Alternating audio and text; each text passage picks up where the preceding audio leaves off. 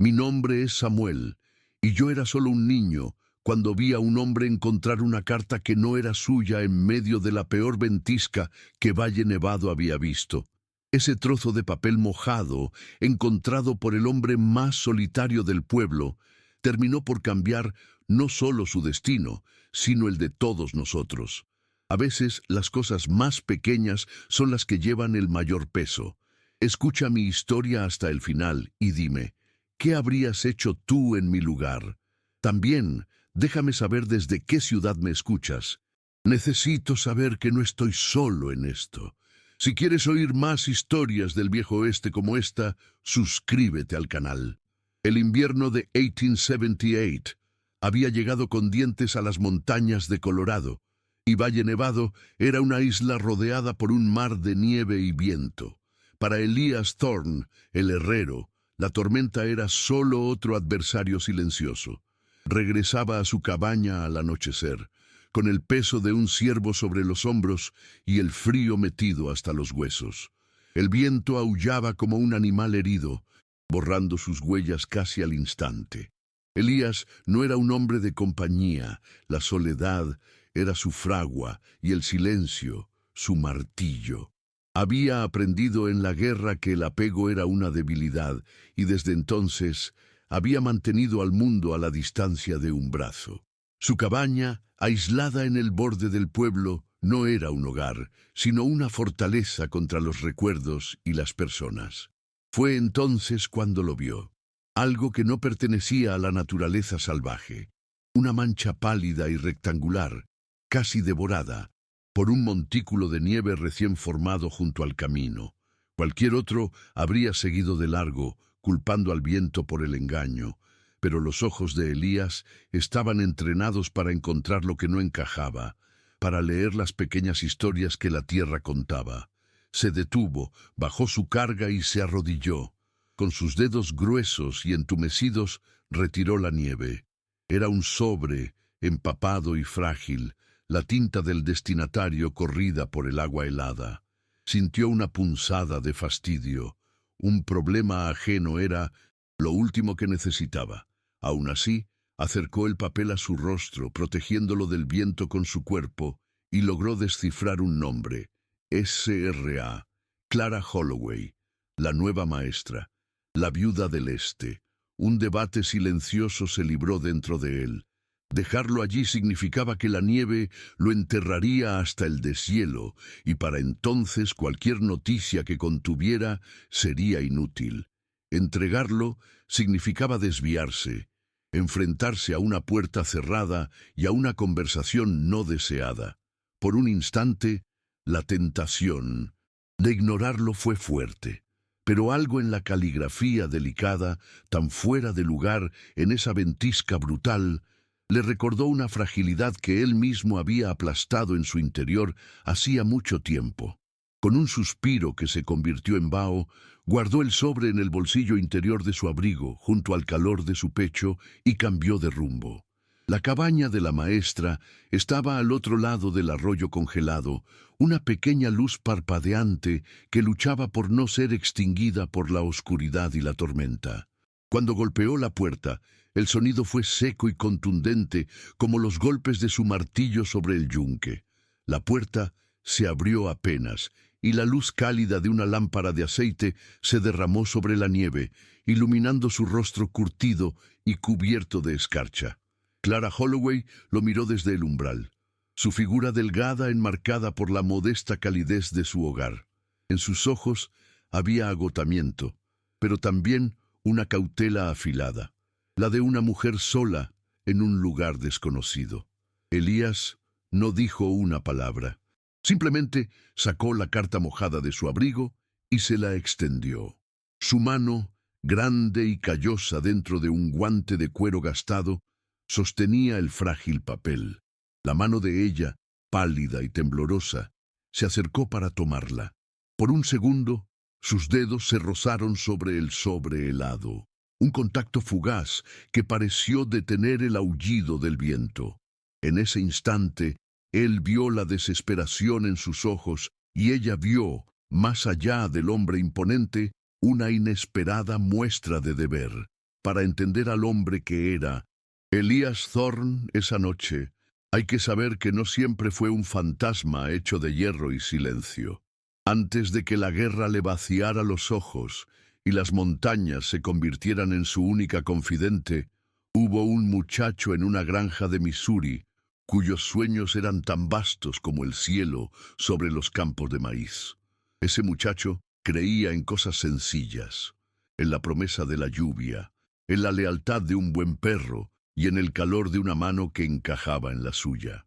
Crecí oyendo retazos de esa historia, no de él, por supuesto, sino de viejos viajeros que lo conocieron de pasada, y con el tiempo fui juntando las piezas. Elías no nació ermitaño. La vida, con su cruel paciencia, lo fue tallando hasta dejarlo así, afilado y solitario. Su infancia olía a tierra húmeda después de la tormenta y al sudor honesto del trabajo. Su padre, un hombre de pocas palabras pero de manos sabias, le enseñó a leer el lenguaje del metal en la fragua. Le enseñó que cada golpe de martillo debía tener un propósito, que la fuerza sin control solo destruía, pero también le enseñó a escuchar el susurro del viento en los sembradíos y a entender que la verdadera fortaleza no estaba en el hierro, sino en las raíces que te anclan a un lugar. Elías aprendió a ser autosuficiente, sí, pero en ese entonces la autosuficiencia no era un muro para mantener a la gente fuera, sino una forma de ser útil para los suyos, para la comunidad que se reunía en el granero los domingos. En ese mundo de promesas sencillas existió una muchacha llamada Sara. No era un amor de poemas ni de grandes declaraciones, sino algo mucho más real. Era un entendimiento silencioso que nacía en las ferias del condado, entre el olor a manzanas acarameladas y el sonido de un violín desafinado. Se encontraban bajo el gran roble que marcaba el límite de las tierras de su padre, y allí compartían torpes conversaciones sobre el clima y las cosechas, aunque de lo que realmente hablaban era de un futuro que ambos daban por sentado. Él la miraba, reír, y sentía que el mundo era un lugar sólido, un lugar donde las cosas buenas, si se trabajaban, simplemente ocurrían. Era la clase de certeza que solo se tiene cuando todavía no se ha perdido nada importante. Una tarde, después de pasar días en la fragua, le regaló una pequeña flor de hierro que había forjado. Era tosca, imperfecta, las hojas un poco torcidas y el tallo demasiado grueso. Pero cuando se la entregó, con las manos todavía manchadas de hollín, Sara la tomó como si fuera la joya más delicada. No dijo nada. Solo trazó con el dedo el contorno de un pétalo y le sonrió. Esa sonrisa, para Elías, fue una promesa más fuerte que cualquier palabra. Significaba un mañana, una casa con un porche, hijos corriendo por el campo. Significaba que su trabajo, su esfuerzo, tenía un destino más allá de herrar caballos o reparar arados.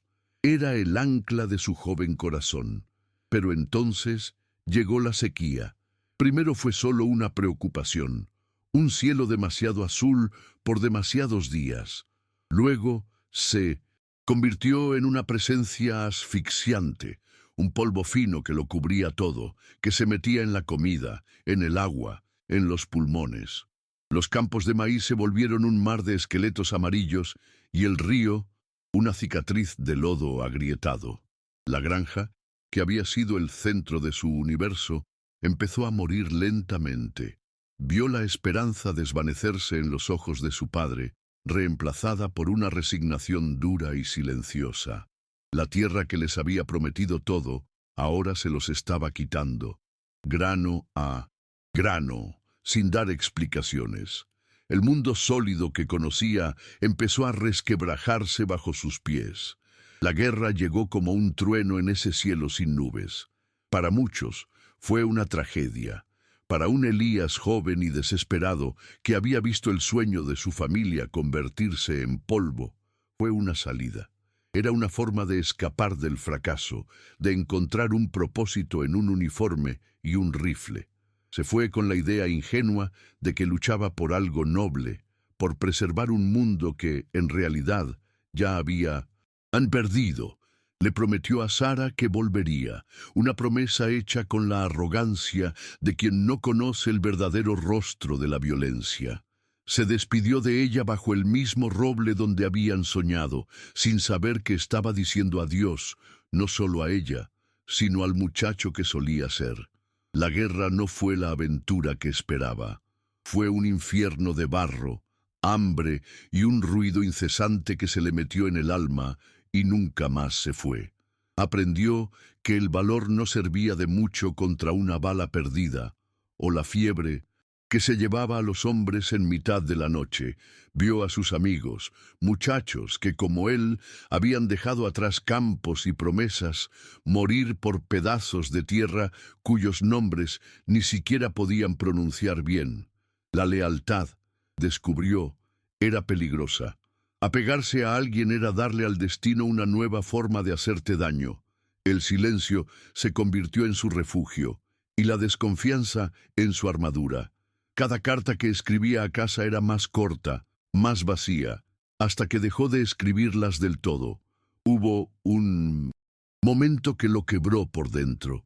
Un amigo de su misma edad, un chico de Ohio que hablaba sin parar de su hermana pequeña, agonizaba en sus brazos después de una emboscada.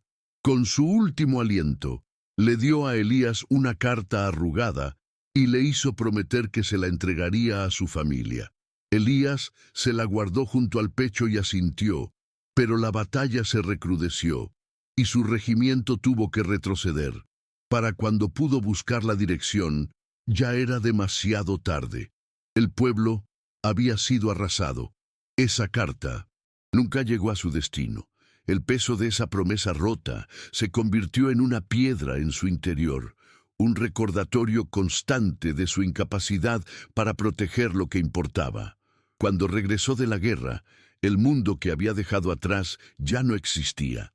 La granja de su familia había sido vendida para pagar deudas, y sus padres, vencidos por la pena y la enfermedad, habían sido enterrados en el pequeño cementerio de la iglesia. De Sara y su familia no quedaba ni rastro. Se habían ido al oeste, como tantos otros, en busca de una nueva oportunidad, desapareciendo en la inmensidad del territorio. Se encontró solo, de pie en una tierra que ya no era suya, con el eco de la guerra en los oídos y el sabor a ceniza de un futuro que nunca llegó a ser. El muchacho que forjaba flores de hierro había muerto en algún campo de batalla anónimo. Lo único que le quedaba era el martillo de herrería de su padre. Lo encontró en el viejo granero abandonado, apoyado contra el yunque frío y oxidado. Al tomarlo, el peso familiar del mango de madera pulida por años de trabajo fue lo único real en un mundo de fantasmas.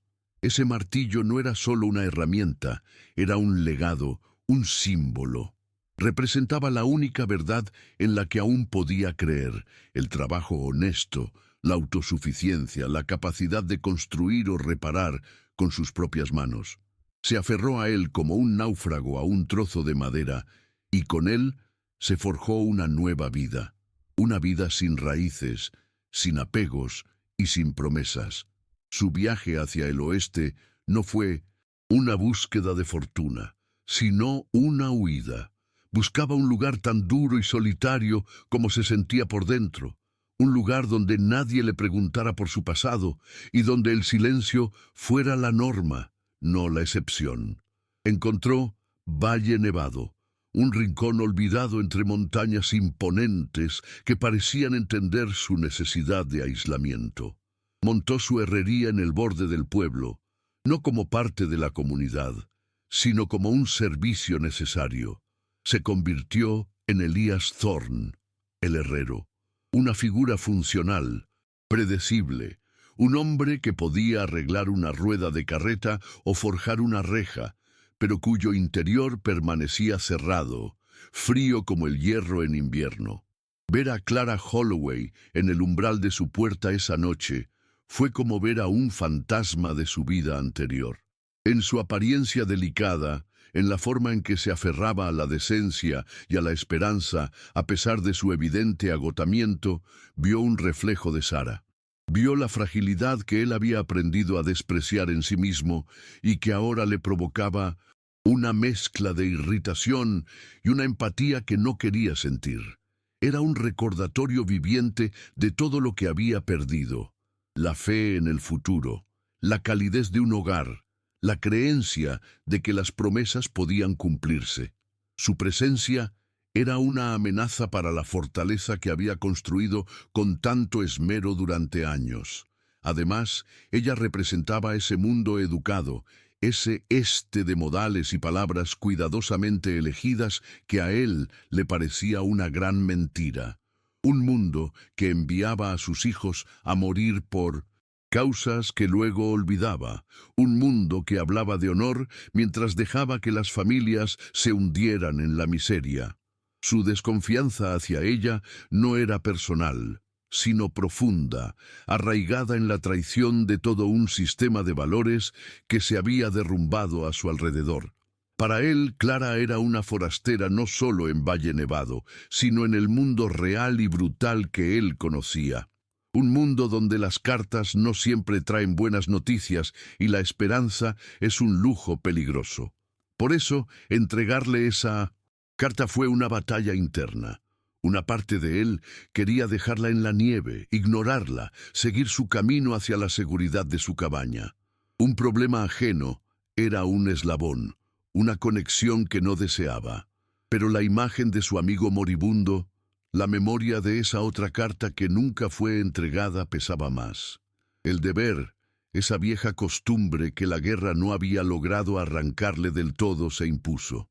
No fue un acto de bondad, o al menos él no lo vio así.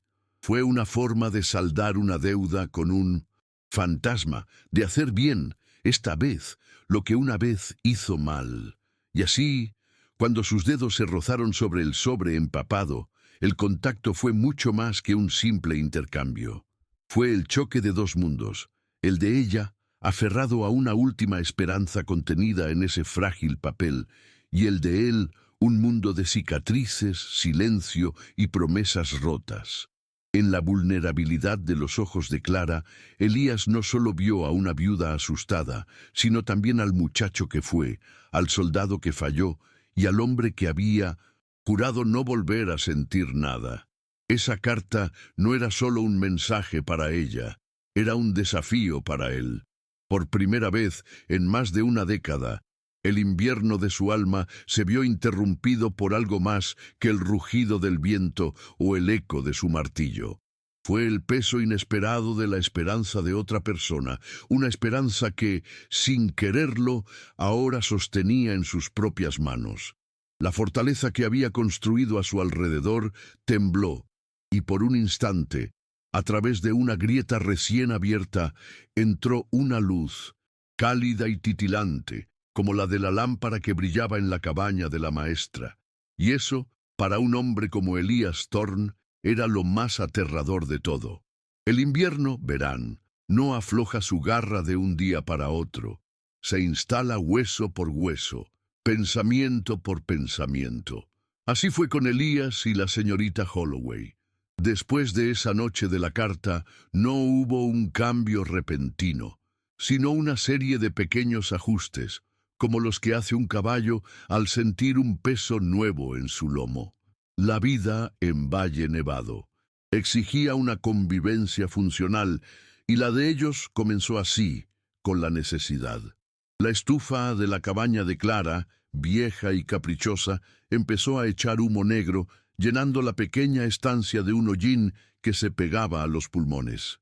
Ella, sin más opción, tuvo que cruzar el camino nevado hasta la herrería, con el orgullo apretado en el puño.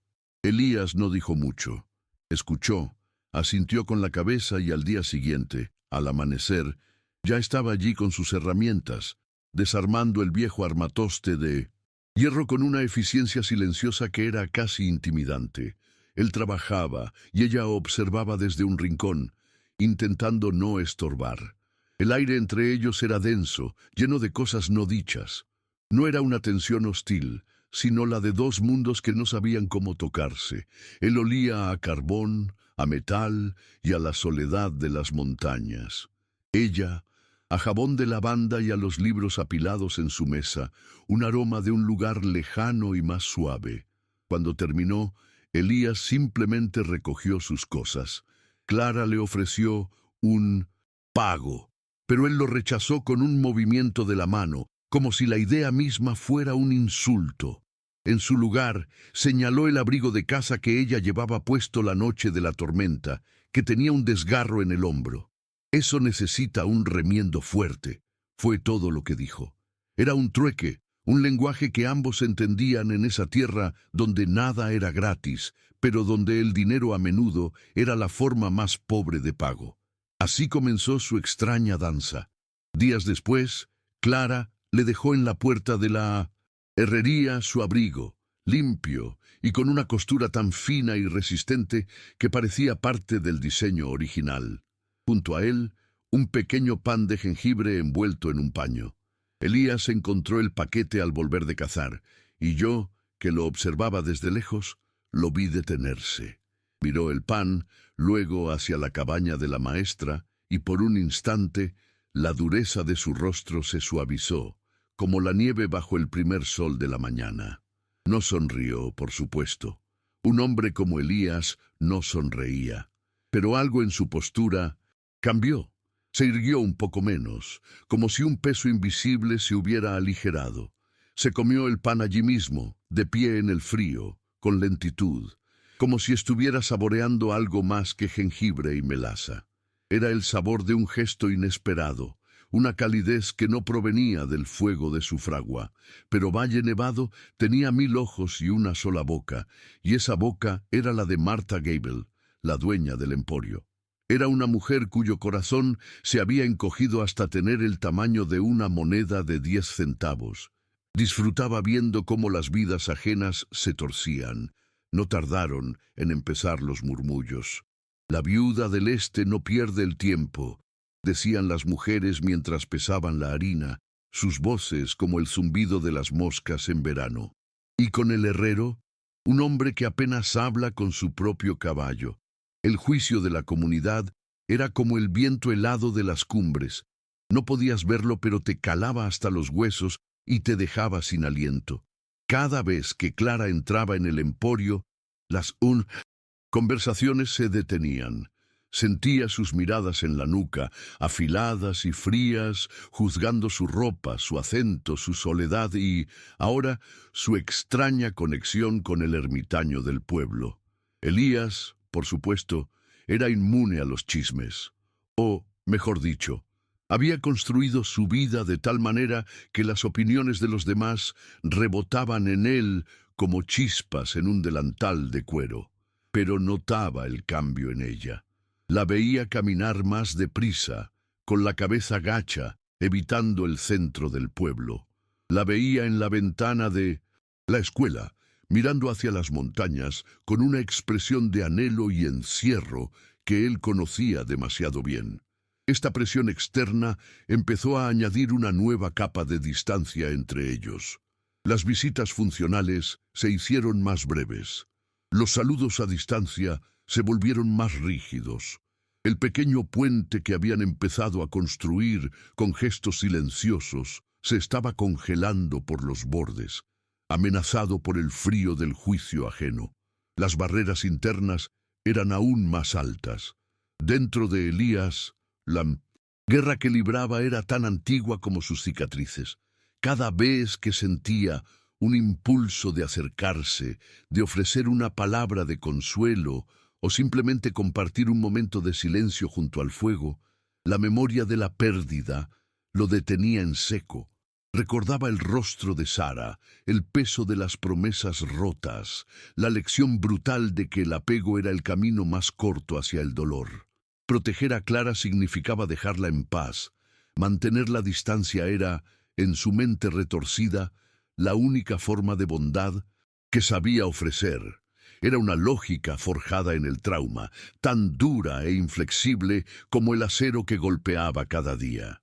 Clara, por su parte, estaba atrapada en el santuario que había construido para su difunto esposo. Su recuerdo era un ancla y una jaula. Se aferraba a la imagen de un hombre bueno y soñador, el hombre de las cartas, llenas de promesas. Aceptar la creciente presencia de Elías en sus pensamientos se sentía como una traición. ¿Cómo podía sentir respeto e incluso una extraña sensación de seguridad por un hombre tan diferente, un hombre que representaba todo lo que su marido no era, la tierra en lugar del cielo, la realidad brutal en lugar de los sueños elocuentes?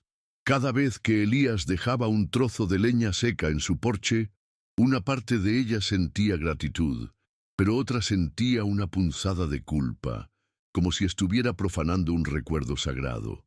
Hubo oportunidades perdidas que dolían más que cualquier palabra dura. Una tarde, una lluvia helada de finales de invierno los sorprendió a ambos refugiados bajo el pequeño porche del emporio. Estaban a solo unos metros de distancia, el sonido de la lluvia llenando el silencio. Era el momento perfecto para hablar, para decir algo que no fuera sobre estufas o abrigos. Yo los vi desde el otro lado de la calle. Vi a Clara abrir la boca, como si fuera a decir algo, y luego cerrarla.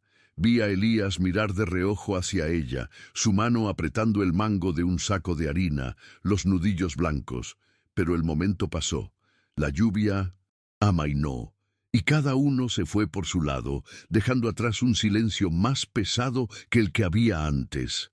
La oportunidad se disolvió como el azúcar en el agua, dejando solo un rastro de lo que podría haber sido.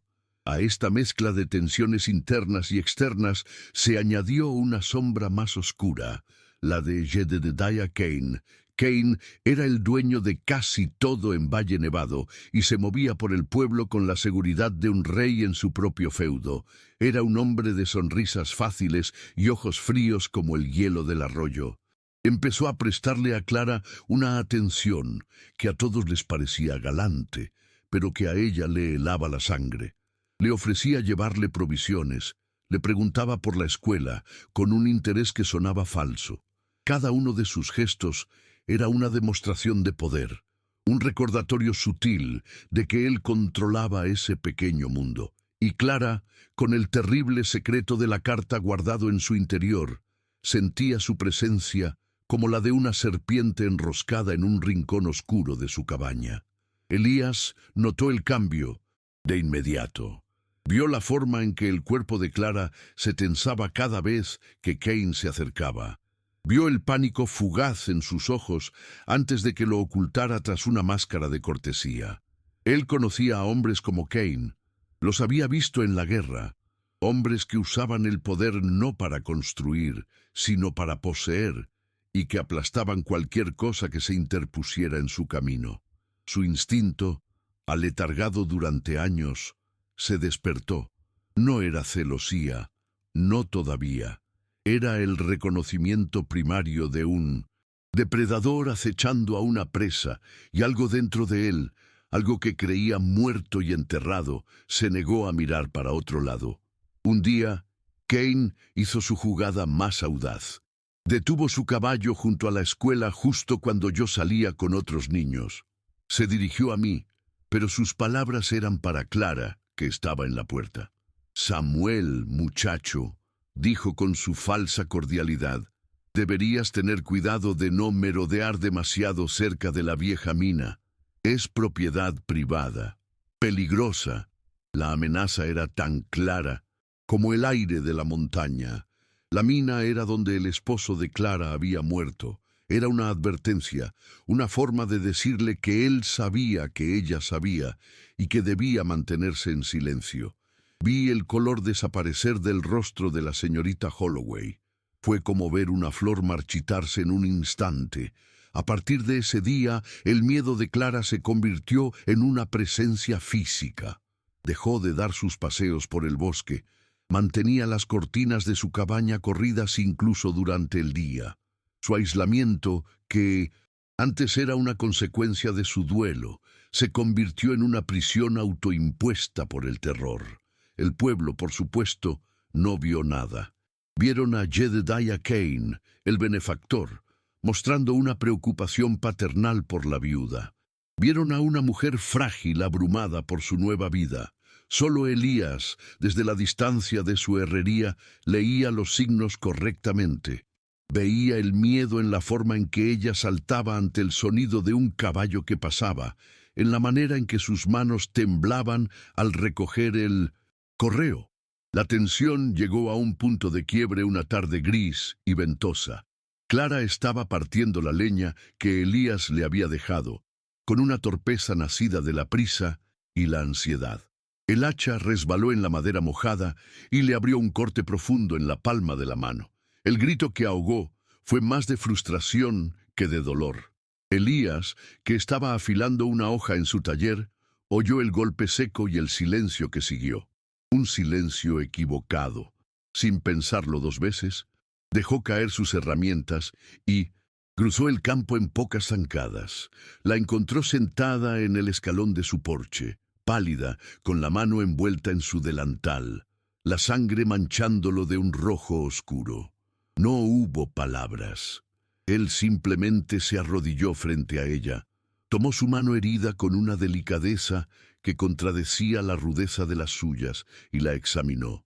Su tacto era firme, profesional. Entró en la cabaña, cogió un paño limpio y una botella de whisky que ella guardaba para emergencias. Limpió la herida con una eficiencia que hablaba de experiencia, ignorando el siseo de dolor de Clara. Ella lo miraba con los ojos llenos de lágrimas que no eran solo por la herida, sino por el miedo, la soledad y la inesperada presencia de ese hombre silencioso que una vez más había aparecido cuando más lo necesitaba. Sentados dentro, junto al calor de la estufa que él mismo había reparado, el silencio era diferente. No era incómodo ni tenso. Era un silencio compartido, un respiro en medio de la tormenta. Él terminó de vendarle la mano, sus dedos callosos moviéndose con una precisión sorprendente. Cuando terminó, sus manos permanecieron un instante sobre la de ella. En ese momento, mirándose a los ojos, la distancia entre ellos se evaporó. Él vio su vulnerabilidad y su fuerza. Ella vio, más allá del ermitaño, al hombre que protegía sin promesas, que cuidaba sin palabras. Fue un momento de conexión tan real y tan potente que a ambos les dio miedo. Pero la cercanía, para dos personas tan acostumbradas a la soledad, puede ser tan cegadora como una luz repentina en la oscuridad. Al día siguiente, el muro entre ellos era más alto que nunca. Elías no salió de su herrería. Clara no salió de su cabaña. El recuerdo de esa intimidad forzada los había asustado, empujándolos de vuelta a sus respectivas fortalezas. Habían probado algo que no sabían que anhelaban, y el miedo a desear más, a arriesgarse a perderlo, era paralizante. El gesto de cuidado se convirtió en un nuevo obstáculo, un recordatorio de lo mucho que tenían que perder. Los días que siguieron fueron un tormento silencioso. La tensión era un animal vivo en el aire de Valle Nevado. El invierno se aferraba, negándose a dar paso a la primavera. Los chismes del pueblo se volvieron más venenosos, alimentados por la visible reclusión de Clara y la osquedad aún más profunda de Elías. Kane, por su parte, parecía disfrutar del espectáculo, seguro de su victoria. Se paseaba por el pueblo como un lobo que ya ha acorralado a su presa y solo espera el momento adecuado para atacar. Fue entonces, mientras observaba a Clara a través de la ventana de su herrería, viéndola mirar hacia la nada con una desesperación que le partía el alma, cuando Elías lo entendió. Entendió que su silencio, su distancia, su fortaleza autoimpuesta no la estaban protegiendo, la estaban abandonando, la estaba dejando sola para enfrentarse a Kane, al pueblo y a sus propios demonios. Se dio cuenta de que había pasado toda su vida huyendo de los apegos para evitar el dolor de la pérdida, pero que la inacción también tenía un precio. Y ese precio era ver a una buena persona ser destruida mientras él se escondía detrás de sus martillos y sus recuerdos. La elección que había evitado durante más de una década estaba ahora frente a él, clara y terrible. Podía seguir siendo un fantasma, seguro en su soledad, o podía, por primera vez desde la guerra, arriesgarse a luchar por alguien. La elección que tenía delante, la de seguir siendo un fantasma o luchar por alguien, no era algo que Elías pudiera resolver con un golpe de martillo. Se quedó en la penumbra de su herrería, el olor a metal frío llenando el aire, y la observó. Observó a Clara moverse por su pequeña cabaña como un pájaro enjaulado, sus gestos tensos, su mirada siempre volviendo a la ventana, como si esperara una amenaza que solo ella podía ver. Elías había visto ese tipo de miedo antes. En los ojos de los soldados novatos, la noche antes de una batalla, un miedo que no venía de lo que había pasado, sino de lo que estaban seguros que iba a pasar. Sabía con la certeza de quien ha vivido entre depredadores que la soledad de Clara no era por el luto, era una barricada y una muy frágil. Su instinto, afilado por años de cazar en silencio, le decía que la clave de todo era Jedediah Kane. Lo veía en la forma en que el cuerpo de Clara se encogía cuando el carruaje de Kane pasaba por el camino, en cómo evitaba ir al emporio si sabía que él estaba dentro. Elías conocía a hombres como Kane, hombres que construían sus reinos sobre las debilidades ajenas y que confundían el miedo con el respeto. No necesitaba pruebas, le bastaba con ver la sombra que la presencia de Kane proyectaba sobre la pequeña luz de la maestra. Y en esa sombra, Elías reconoció el mismo tipo de oscuridad que había jurado dejar atrás en los campos de batalla del sur, una oscuridad que se alimentaba del silencio de los buenos hombres. El momento que lo cambió todo llegó en una tarde desapacible, con un cielo del color del plomo. Yo estaba saliendo de la escuela con un libro que la señorita Holloway me había prestado, cuando Kane detuvo su caballo justo delante de mí. No me miró a mí, sino a ella, que estaba en el umbral despidiendo a los últimos niños. Con esa sonrisa suya que nunca le llegaba a los ojos, me dijo: «Samuel, muchacho, un consejo. No te acerques mucho a la vieja mina. Es terreno privado y peligroso. No querríamos que te pasara algo, ¿verdad?». Cada palabra fue como una piedra lanzada con precisión. La mina era donde el señor Holloway había muerto. Vi cómo el rostro de Clara perdía todo color, como si la hubieran golpeado. No fue una advertencia para mí, fue un mensaje para ella. Una forma brutal de recordarle que él tenía el poder de crear accidentes. Esa noche el viento aullaba con una furia especial, como si la montaña misma estuviera enfadada. Elías no trabajó. Se quedó sentado junto a su fragua apagada, el martillo de su padre sobre las rodillas, su peso familiar una pobre compañía. La imagen del terror en el rostro de Clara no se le iba de la cabeza. Se superponía con otros rostros, los de sus amigos muertos, los de los hombres a los que no pudo proteger. Su soledad, que durante años había sido su escudo, de repente se sintió como una celda. Había construido una fortaleza para no sentir dolor, pero se dio cuenta de que tampoco le permitía defender a nadie. La inacción, entendió con una claridad que le heló la sangre, no era neutralidad, era complicidad. Y el silencio que había cultivado con tanto esmero era el mismo silencio que permitía a hombres como Kane prosperar. Con una decisión que no nació en su mente, sino en lo más profundo de sus entrañas, se levantó. Dejó el martillo sobre el yunque y cruzó el terreno baldío que lo separaba de la cabaña de Clara. No llevaba nada en las manos. No tenía un plan. Solo sabía que no podía pasar otra noche escuchando el viento mientras una mujer decente se consumía de miedo a unos metros de distancia. Cuando golpeó su puerta, el sonido fue suave, muy diferente al de la primera vez. No era el golpe de un extraño que trae un problema, sino el de alguien que viene a compartirlo. La puerta se abrió y ella lo miró, sus ojos grandes y llenos de una desesperación que ya no intentaba ocultar. No dijo nada, simplemente se hizo a un lado y lo dejó pasar. El interior de la cabaña estaba casi a oscuras, solo iluminado por el resplandor de las brasas en la estufa. El aire estaba cargado de un miedo tan denso que casi se podía tocar.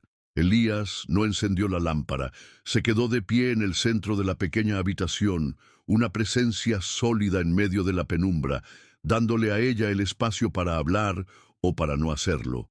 Esperó, con la paciencia de un cazador, a que el silencio hiciera su trabajo. Sabía que las palabras forzadas no servirían de nada. La verdad, a veces, necesita la oscuridad y la calma para atreverse a salir. Y ella habló. Con la voz rota, un susurro tembloroso, le contó todo. Le habló de su esposo, de sus sueños, de las promesas de una Beta rica que nunca apareció. Y luego se levantó, fue hacia un pequeño baúl de madera y sacó la carta. La misma carta que él había encontrado en la nieve. No era solo una carta, era su condena. Con manos temblorosas la desdobló y se la entregó. «Lea el último párrafo», le dijo, su voz apenas audible por encima del crepitar del fuego. «Mi cuñado lo escribió justo antes de enviarla. Tuvo un mal presentimiento». Elías acercó el papel a la luz anaranjada de las brasas. La caligrafía era elegante, pero el último párrafo parecía escrito con prisa, con la tinta un poco corrida. Sus ojos, acostumbrados a leer las señales más sutiles en el bosque, recorrieron las palabras. El cuñado de Clara no solo sospechaba, sino que afirmaba. Había recibido una carta de un viejo amigo minero que trabajaba en la zona, un hombre que había oído a Kane jactarse, borracho en una cantina, de haberse deshecho de su socio del este, por un reclamo de tierras que resultó ser mucho más valioso de lo que habían pensado.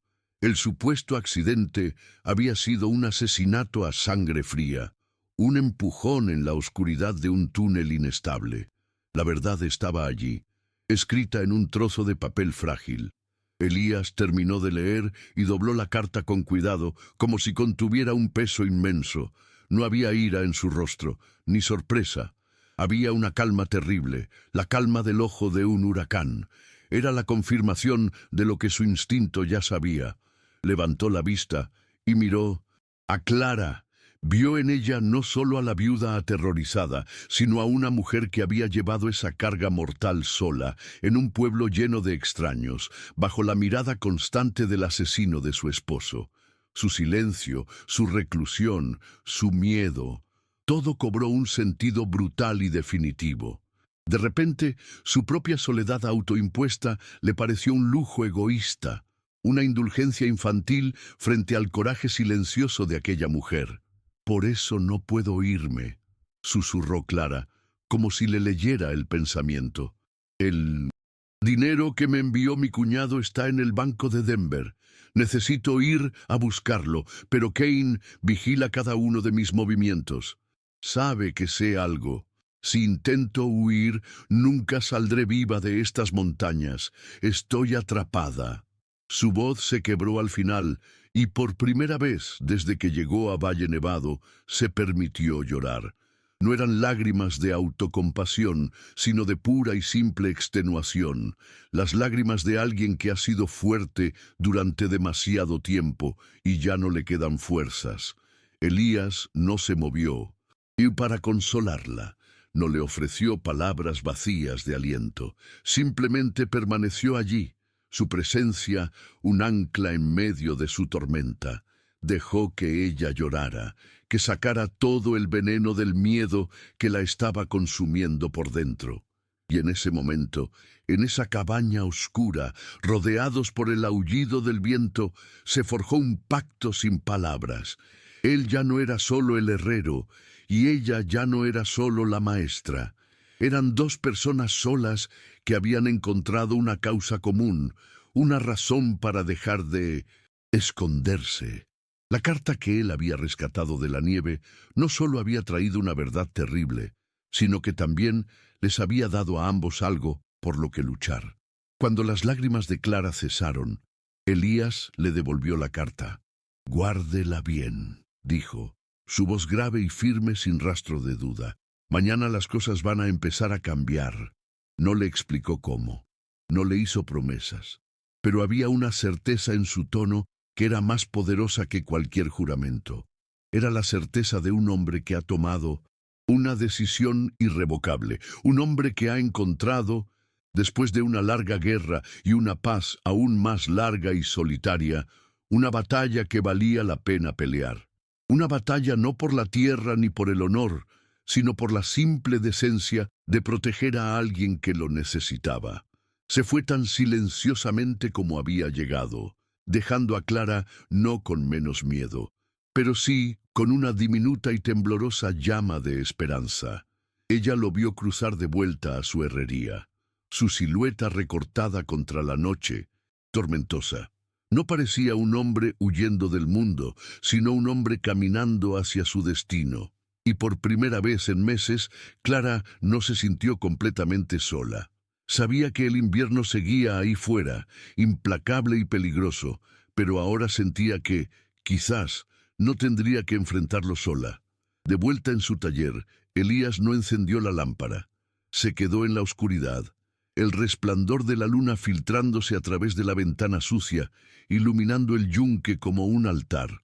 El aire olía a hierro y a una decisión tomada.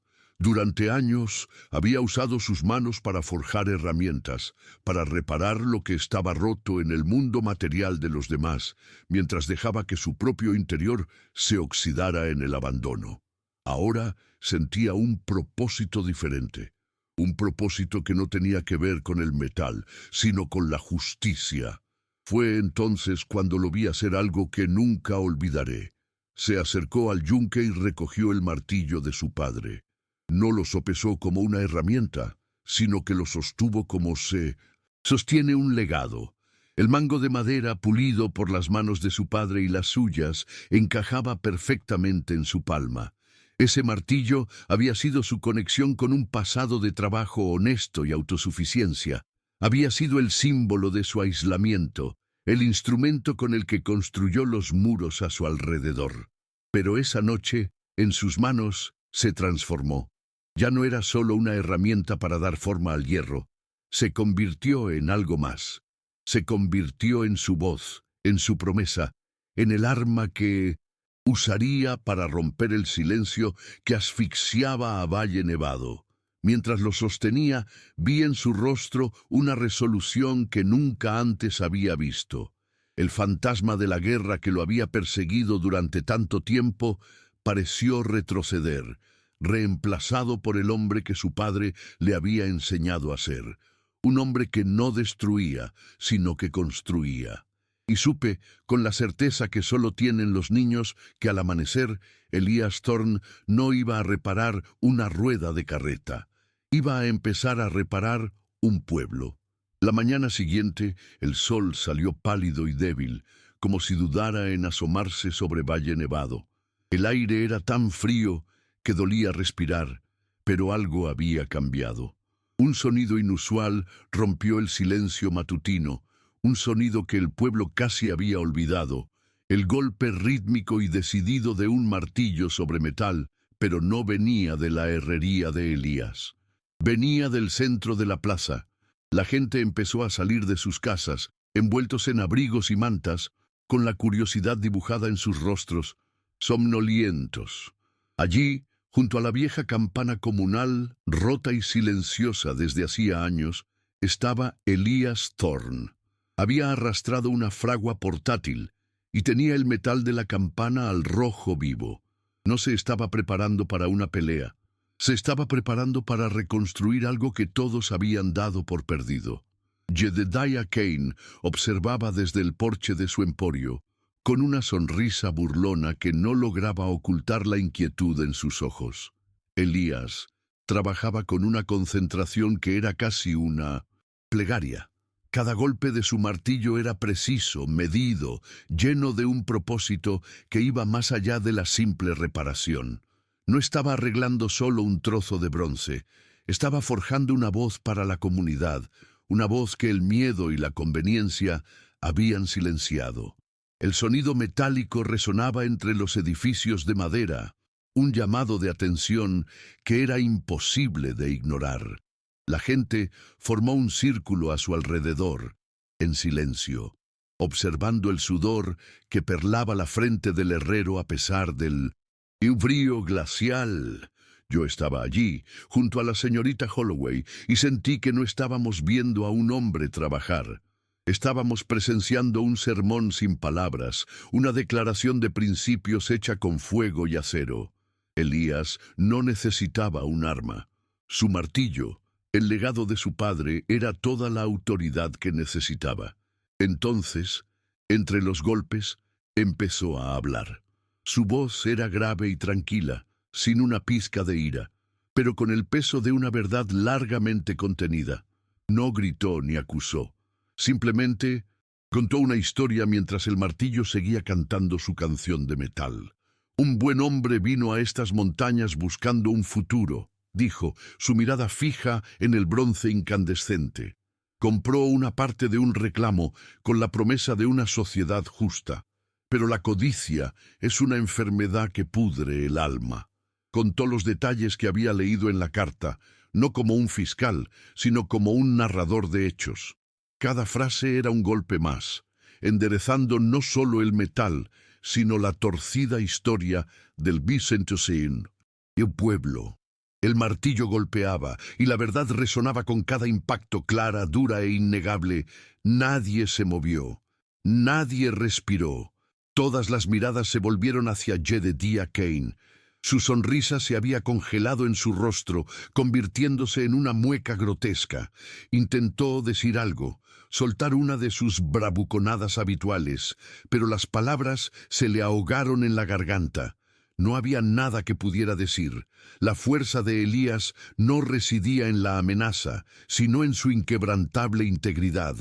Un hombre que nunca mentía acababa de contar una verdad terrible, y el pueblo, en su silencio colectivo, la aceptó. Vieron a Kane no como el benefactor que pretendía ser, sino como el asesino que era. Su poder, construido sobre el miedo y el dinero, se desmoronó bajo el peso de la decencia de un solo hombre. Sin decir una palabra, Kane se dio la vuelta y entró en su emporio, derrotado no por una bala, sino por el juicio silencioso de las personas a las que creía poseer. Con un último golpe certero, Elías terminó su trabajo. Se irguió, tomó la soga y tiró de ella. Por primera vez en casi una década, el sonido claro y vibrante de la campana llenó el valle. No era un llamado de alarma, sino de renacimiento. El sonido barrió la plaza, limpiando el aire viciado de secretos y mentiras. A través de la multitud, sus ojos encontraron los de Clara, que lo observaba desde la puerta de la escuela. No hubo sonrisas, ni lágrimas, ni palabras, solo un profundo reconocimiento, un entendimiento silencioso de que habían enfrentado la tormenta juntos y habían salido al otro lado. No era un final de cuento de hadas, sino algo mucho más real y sólido. Era el comienzo de un deshielo, la promesa de que, después del invierno más largo y frío, la vida, con dignidad y verdad, podía volver a florecer.